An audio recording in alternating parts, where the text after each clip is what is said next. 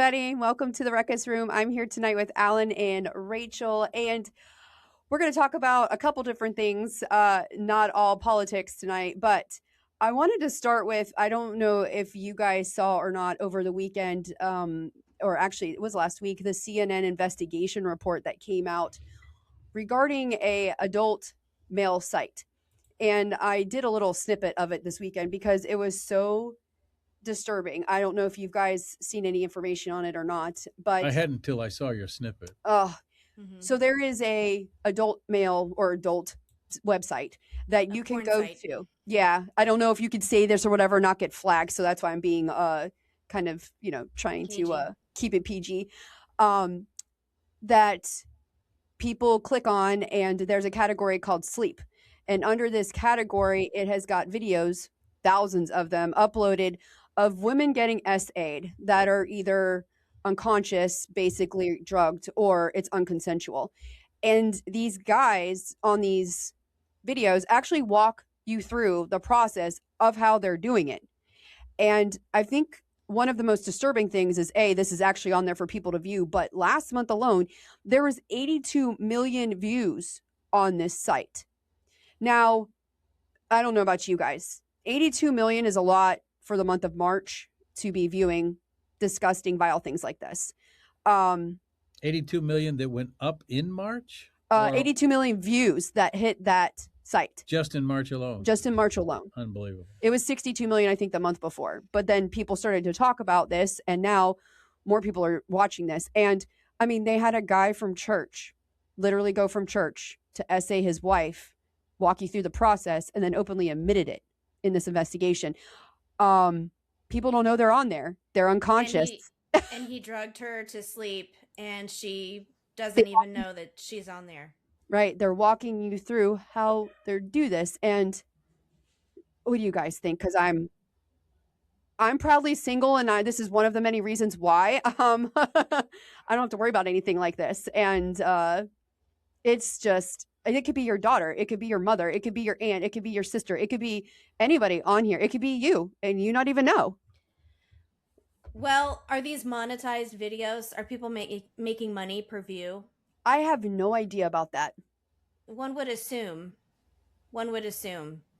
And you saw, what is it, section 230 or something like that? That is protecting this from being taken down. There's actually laws on these sites that protects videos from being taken down. I don't know. Well, this is interesting. Let's look at all sides of this. Number one, if you're watching these videos, you're part of the problem. If these are monetized videos and you're giving them your eyeballs, your clicks, then you are contributing to this. So you might think that you're innocent in all this. You're just a harmless, well-intentioned viewer, but you are the reason this is continuing. I assume it's monetized, and all of those views are why they're doing this. One big reason. They're probably getting a paycheck. So don't contribute to the problem. Like, that's ugly, and that's on your soul. And number two, the Section 230 thing, that protects internet platforms from being liable for what is on their platform. It keeps the internet free, and it's very controversial. And my libertarian skeptic spidey sense hears this story. This is the first I'm hearing of it.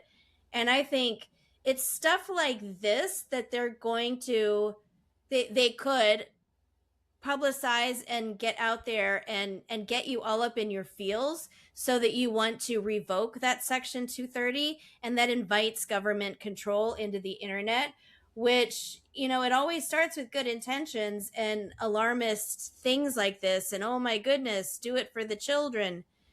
And then they wrap their tentacles around it and control something where we should be free.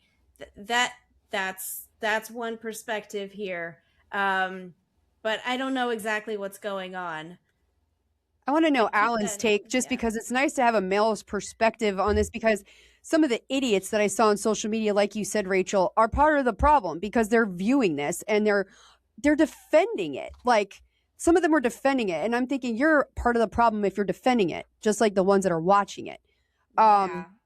And then I remember a poll that men are frustrated with women nowadays because they don't want to date. It's because of stuff like this. Like, Well, I'll tell you. oh my gosh. First off, I think every one of these guys that are doing this should be castrated publicly. Thank Yeah. Lord. Yeah, I mean it's obviously disgusting. It's no doubt illegal. I mean, if you go to a bar and drug somebody, you know, and didn't do whatever, then you get arrested. If it's up on the internet, yeah, that law might protect whatever disgusting website that's allowing the upload, but it shouldn't be protecting the people that are doing the act. So That's right. I think that, but you're right. You know, the tentacles of government would wrap around that, and then you know you start getting your social media, social score affecting your credit and your insurance, and going to jail if you're saying the wrong thing, just like they're doing in China and just like they're doing in England. Not to say this shouldn't be, you know, the law is being abused by these people that are exactly like you said, Rachel, these people that are doing these heinous things. And the people that are doing it are doing illegal acts, and they should be able to be prosecuted. That's and they shouldn't be lightly prosecuted. They should be castrated and then thrown in some pit somewhere. Yeah. That's my thought on it. Yeah, I think 230 keeps the platform free and Yeah. But not free the from content guilt. of the person. Because Right. you know, Yeah. here is a as at the Flagler Voice studio, if we upload copyright content onto a platform, the platform is protected, but we can get nailed for it. So these guys that are uploading this stuff to this website, which by the way, the website is no doubt disgusting, but if it might protect the website, but it shouldn't protect the people uploading to the website. My opinion. Yeah, let them out themselves, you know. Let them put it out there what they're doing so that the FBI can come knocking at their door. Exactly. Yeah, but 82 million people have already viewed that last month. And I'm not purposely saying the website because I don't want more idiots going on there. But if you spread awareness about this, people are going to be curious and they're going to start looking. And it's just like, how do you protect yourself from this stuff? Because these are women that are married and they think they can trust their husband. And they literally are walking through the process of how to get what they want when their wives don't want to give them what they want. It's just more than married men, but I watch your drink at the bars, ladies. Oh gosh, you know, they have actually they have reactive nail polish these days where you can dip your finger in a drink, and if it's roofied, your nail polish will change color. Really? Have you heard about this? Yeah. No. There is such a thing. This is really important. Yeah. They need to sell that at bars. They really do. This needs to be put out more. I've never heard of that. Yeah, I've heard about this. I don't know what it's called, but there is changing nail polish that, and also maybe that's what we should do, Rachel. Go to like the local bars and start putting this in there and be like, can we put this nail polish in there? Because women need to buy this if they're sitting with you. Just dip your little pinky. A manicure. Yeah, exactly. I'll look up the information on that and put some links to it in here. Well, I'll fact check you, but I'll if wherever it's available, I'll put links in the description of this podcast so that people can get it. This is a serious thing, though. Like, you know, I haven't been one to be like women's rights, Me Too movement. Like, I'm not pushing all that, but I'm just saying this is scary, and this is scary for anybody. And you might not even know you're on these videos. That's the problem. Like, you might think you're with someone you can trust, and you might be on one of these videos. So, I don't even know. I don't know what to say. I was speechless. I was pissed. I was everything when I saw this. Blame you. And I hate CNN, but this was a hell of an investigative report, and they're onto something here. And I really hope somebody does something quick to get these videos taken down, because if not, it's just going to keep being viewed and giving more people bad ideas. Yeah, it's not okay. What country is this website based out of, I wonder? I'm gonna look it up right now. Don't say the name of the. I'm not saying the name of the site. I haven't said that on purpose because that's what I said. I'm not going to give it. Any. Let's see.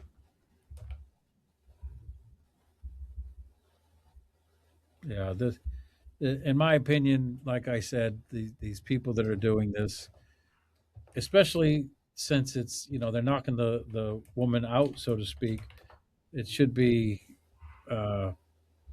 they should be prosecuted to full extent and maybe a little beyond. It says it's uploaded on, it doesn't say exactly where it's originating from. It just says that it's based in its worldwide site.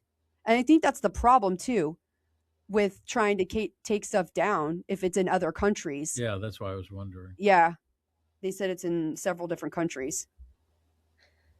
Ooh, I'm doing a search on nail polish that detects. And we have Drink Angel. They're little testing strips you can dip in your drink. It's not nail polish. Wristband roofie test. This all looks like good stuff. Yeah. I wonder if you could buy that on Amazon. Yeah, I'm looking on Amazon right now. It says that there used to be a roofie detecting nail polish developed by North Carolina State University students in 2014, designed to change color when in contact with Rohypnol, Xanax, GHB, that if your drink has been spiked, but it did not make it to the commercial market, eventually replaced by the company with a different testing method. Oh, it's too bad anyway. That should have made it to the market. Well, the scariest thing is it's not just random people though. Like you have to really trust your husbands and boyfriends and stuff. Like people that you actually trust, that's the problem. They're taking advantage of you. And how do you stop that? I mean, Alan, like divorce. Divorce is a good way. Oh man.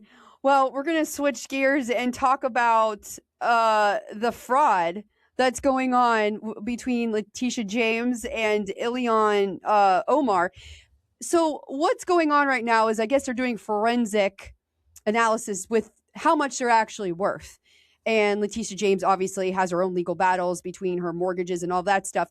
But also she doesn't want to produce her taxes. So she doesn't want to do that. The other one says, or everyone says she's worth like 30 million something dollars. But the problem is she's saying there's a huge problem because she's not worth that. And there's discrepancies, she's saying, as to what her actual worth is and that it's on their end and their fault, So what do you guys think of that? Because that like these are our two favorite people and how coincidental that they're in the middle of this forensic nightmare right now with their financials. I know, right? Ilhan Omar is she's hilarious. Like she revised her net worth from 30 million down to like 95,000 and blamed it on her accountant. Yeah. But on the other hand, who among us hasn't ever made a simple accounting error and accidentally $30 million? Yeah. To the tune of that. Yeah. Alan, have you done that before? I just arbitrarily throw zeros after every number. I mean, it's only a zero, like right? 6 of them. Yeah, it's only a zero. It's like the accountant fell asleep on the zero keys. Oh, yeah. Send. I don't know. Like, it's hilarious because they're so after Trump for how many years, he needs to release his taxes. He needs to do this and all this stuff. And now that the tides are changing, just like everything else with these people, now it's everybody else's fault but their own. Like, there's no accountability at all. No. None. I mean, railing about the hypocrisy is boring at this point because it's too easy. They make it too easy. I know, right? It's a given. Yes. Yeah, they're hypocrites. It's not about principle. It's about grabbing power and sinking Republicans every chance they get. But I mean, I wish Republicans would take a page out of that playbook, and when they have power and have the ability to make arrests and throw down indictments and all of that stuff and turn the tables, I wish they would actually do it. I've said many times that I hate to say it this way, but I'll give Democrats credit that they will fall on the sword for each other, whereas Republicans will stab each other in the back with it. It's because we're principled. Yeah. To a fault. To a fault, yeah. Sometimes. So Iran, okay. There's just so much going on over there. Apparently, we're still going with the ceasefire, correct, guys? From what I last on read, our end. On our end, whether it's being held on the other end is always up for debate. But I don't know, Alan. Do you think it's going to be done soon? Like, I just want this to be over with. But the problem is, it's not a a battle for border lines or something like that, like the typical wars used to be. This is a battle of from our point of view, stopping a whacked out crazy regime from blowing up nuclear weapons on whoever they choose, versus on their side, this is religious fanaticism. So it's difficult to stomp that out. That's why we got a Navy. When the Navy first started back George Washington times, it was to stop the pirates of the Ottoman Empire from attacking. And Ottoman Empire was the same, they were Muslims, and it never really has ended. But now we have extreme fanaticism where they killed 30,000 of their own people for protesting, trying to quell protests in their own country. And then they put, that's the playbook, the women and the kids around their ammunition depots. Shields. Yeah, as shields. These are crazy people. I'm sorry. These are crazy, whacked out people. And it's difficult to win a war against that. They don't mind dying for Allah. They don't mind that. Yeah. But there's a myth, it's probably a myth, but that what I think it was what Jefferson did partially, one tactic was, they have a thing about pork and pigs and it's unclean. And if it's unclean, it can't go to heaven. So he would soak the bullets in pig's blood first, let them know that. So when we shoot you with our pig blood soaked bullets, you will actually not go to heaven. And that I think was maybe effective. It seems very, I don't know. Could it possibly be that simple? I don't think so. I don't know that could be totally just myth. I don't know. I don't know. I think this is going to drag on, though, what's going on over there for a lot longer than Trump anticipated, for sure. He thought a normal person would back down. They're not normal, though. That's the problem. The whole point. They're not normal. Trump was like, he thinks logically, like I said, bringing common sense back into 2026. We're not dealing with logical human beings. We're dealing with people whack job that are like this and mentally not in their right mind. So you never know when you're dealing with people like that, how that is going to turn out. And this was like, you flip a coin, it's 50-50. And right now it's dragging out a little longer than I would like. I'm not gonna lie. Who knows what's going on in the fog of war? It's, I listen to Tim Pool a lot, and he's been talking about this lately and putting this really into perspective for the people who think Trump has no idea what he's doing. He's talking crazy on Twitter, like, if you think there's not a method to his madness, then you've got to believe that he basically did a triple backflip and landed on his feet just by luck. That he must be the stupidest, luckiest guy to have taken control of all of China's oil, like from 4 different sources now, and is just basically giving them a full court press. And here's the thing: never, ever, ever any war in history can you go back to and look at original sources contemporary to the times and hear anyone in leadership telling you the truth about, okay, here's what we're going to do. Fireside chat. We're going to attack them from this battlefield. But I think Biden did that, though.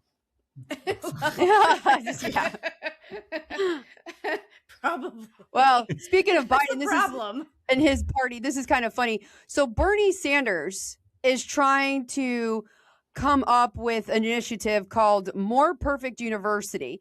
And he's trying to do what Turning Point did on campuses. However, this is trying to help the liberal students, and a lot of the major universities you already know are pretty liberal anyways, the colleges, the teachers, the whole 9 yards. The difference that I feel here, they'll never be TPUSA, they'll never be the Charlie Kirk. Charlie Kirk went into these places actually debating these things with these students that they believed. They're not doing this. They're just going in there and trying to engage in the crowds that are already, they already have these like philosophies, and they already made up their mind. You know what I'm saying? Like Charlie Kirk wanted you to think, and he wanted to change your mind. That's why it was such a movement. Bernie Sanders is not going to be able to pull that off, but he's starting this thing right now, obviously in the universities. And I'm wondering, Rach, how do you think this is going to take off? Because you know all these liberal universities already that are out there. Do you think this is going to gain them momentum for the midterms? Well, I don't know. Students, people that age, tend to go towards the counterculture. And right now, the mainstream is like the Bernie Sanders set, especially on universities. The draw to the counterculture is going to pull them to the Charlie Kirk types, to the right. That's the real rebellion. That's the real, stick it to the man these days is, the leadership and the administration at your university. They always piss off the students and the student body. Guess what? They're dyed-in-the-wool Democrats. If you really want to piss them off, go all Trump, MAGA, red hat, American flag, all that, and you really piss them off. Used to be the opposite. So, I don't know either. This is going to be pretty interesting, but like, I'm sorry, it's just the way that Charlie Kirk handled people when he actually went and actually debated you to people like Bernie Sanders. Can you imagine having a debate with that man? Debate with him? Yeah, can you imagine like him going to your campus and having a debate against, like him walking into a conservative school having a debate with you? Like, I would die. I think that would be the funniest thing ever to watch. Emotional triggers, and like I would love to debate AOC. Let's do it. I would be all over that. People crave the truth. People are craving facts and the truth, and they can tell when you're feeding them a line of BS. And I think people are waking up more than the pollsters are going to let on, or the mainstream media. So, yeah. But like the pollsters, like when the hell have we ever been polled? Like, Alan, seriously, you always talk about, the areas hear about these polls and stuff. No one's ever asked me for a poll. I'd love to give my opinion. That's why they don't call you.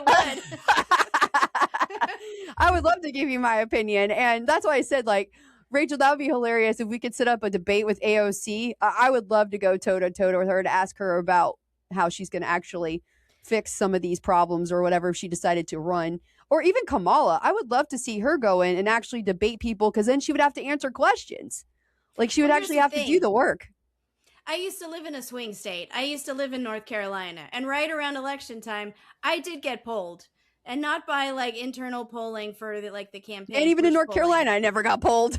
I never got polled. It has happened. It's a lot of fun to give your opinion. Oh, I bet it is. Somebody who's asking for it. Alan, you've never been polled either. No, never. That's crazy. I have been on local issues, never on the national scene.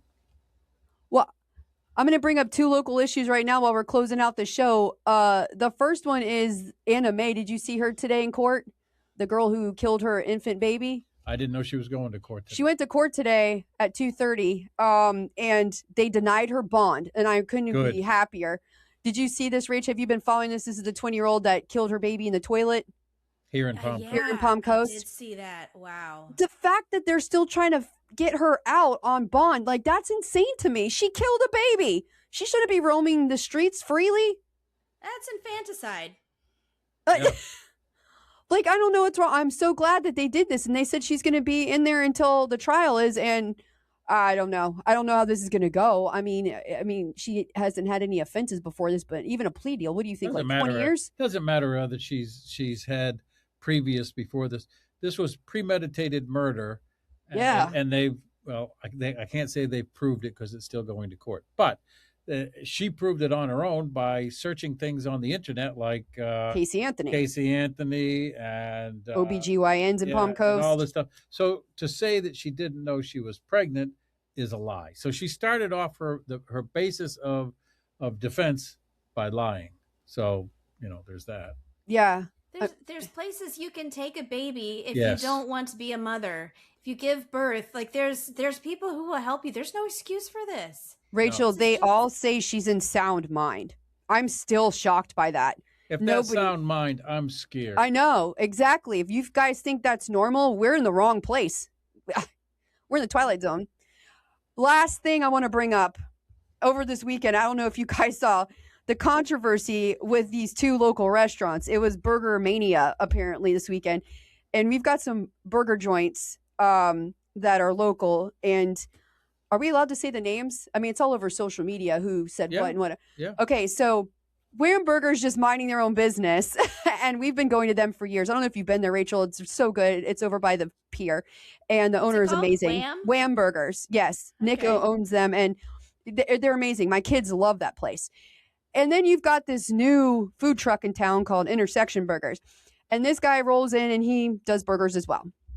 In a truck? In a truck. Yeah, okay. So the thing is here is the guy from Intersection Burgers has been attacking other burger joints on social media, talking about like how bad Bantam Chef is, how bad the burgers are at Wham, how bad this is.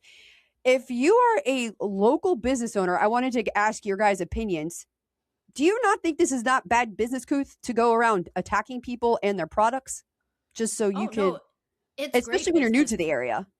Oh, that's why he's doing it. He's doing it so that people will talk. And so that, he's doing it for exactly this reason. You're only encouraging him, Christina.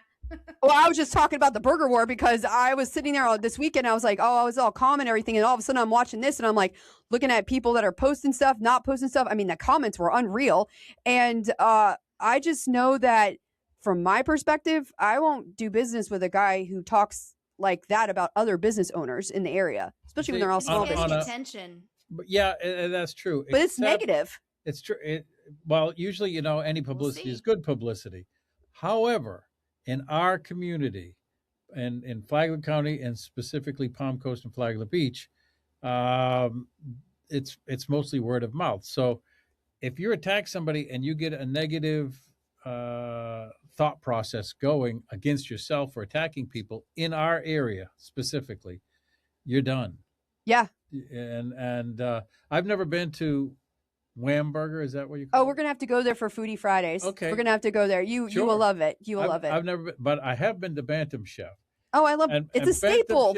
Bantam Chef, for anybody who's in Flagler County that has not been to Bantam Chef, which you don't know what you're missing. Which is out on Route 1 in Bunnell. It's a sit outside, dive looking kind of place. The fish sandwich. If you can finish the fish sandwich on your own, sitting down, one meal, the bun, the fish, the whole thing. If you can finish that, you have an eating problem. But it's amazing. Or you just enjoy food. I mean, this thing is you got to enjoy it a lot because it's a big sandwich. This guy also came out and said now because he might have had a car accident, has PTSD, that's why he does this. And also, I'm sitting here trying to say, though, as grown adults, you need to be held accountable for your decisions, whether you have PTSD or not. After PTSD makes you attack. No, and that's what I'm saying. It's not just one person; it's multiple people. Like I watched him go after one of the moderators for one of the food groups and basically attack her and threaten her.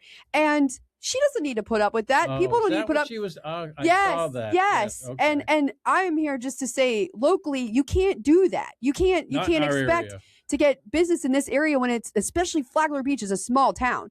Everybody knows everybody. And if you piss somebody off, they're all going to know about it and they're not going to support you. And you might want to move up north or go somewhere else with your business because it's just not going to last if you keep doing that. You got to take accountability.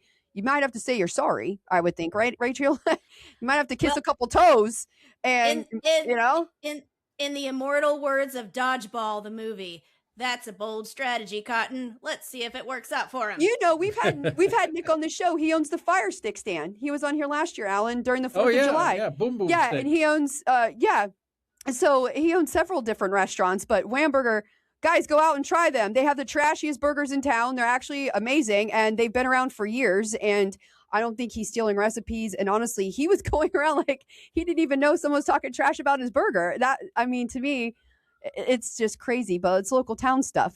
So Nick, Boom Boom Stick Nick? Yes. Oh, I gotta yes. go. I gotta go. He's crazy. I really like him. I love him. He's a good crazy, though. You know, he's that's somebody what I mean. Good You crazy. get on your side. And to go around trashing him, though, for no reason, and then blame it on a brain injury, I don't know. Because his hamburger's probably better than this intersection guy. Yeah, I think that's what it is. So he's afraid.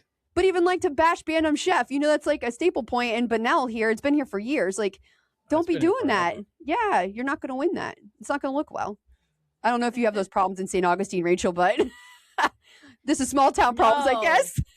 We all get along perfectly all the time. Oh, yeah, I know, right? It's a big hug, love fest. Up in that liberal city, are you kidding me? All right, guys. Yeah. Well, thank you so much for joining us in the Ruckus Room. I think we made a little ruckus today. I don't know. Maybe we did. Go out to Whamburger and have a burger. We'll be there on Foodie Friday. I'm gonna treat Alan out there. Rachel, you're more than welcome to come too if you want to drive down and have a burger with your kids. They would probably love it there. Yeah, someday. Someday. We got to get you out of the 904 zip code. Yeah. Well, have a great night, everybody. We'll see you next week in the Ruckus Room. See you later. Bye. Bye-bye.